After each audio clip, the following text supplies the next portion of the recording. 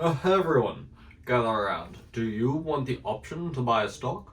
Don't I already have that? Can't I just go and buy a stock right now? What's the big deal? Well, that's actually a good question. This video will be going through what a stock option is, how you can get one, and why it's actually a good thing to have. A stock option is basically just a contract that says that you're allowed to buy a certain amount of shares at a certain price in a certain time frame. So this could be you're allowed to buy 1,000 shares in a company at $30 per share by 2030. This time frame basically just means that you have to cash in the option before the end of the time frame, and it has to happen before this time. So if you don't cash it in sooner, then you will be forced at the end of the contract to cash it in before it expires.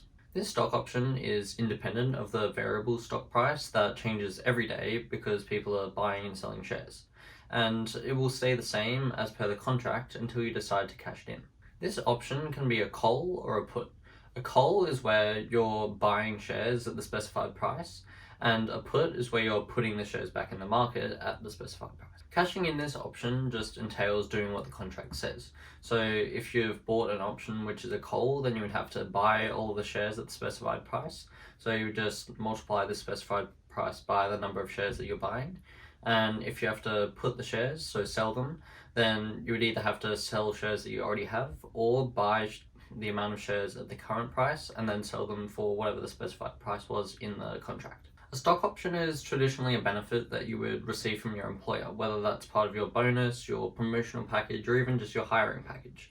And what could happen is it would be given a vending period, which basically just means that it will be given to you over a period of time. So this could either be you're given a quarter of it every 4 years, or only after being at the company for 5 years you're allowed to actually cash in this option. What is so important about these stock options is the potential to make you instant value once you cash them in, because as I said earlier, they are independent of the public share value. So it means that you could either be buying at lower than market value or selling at higher than market value.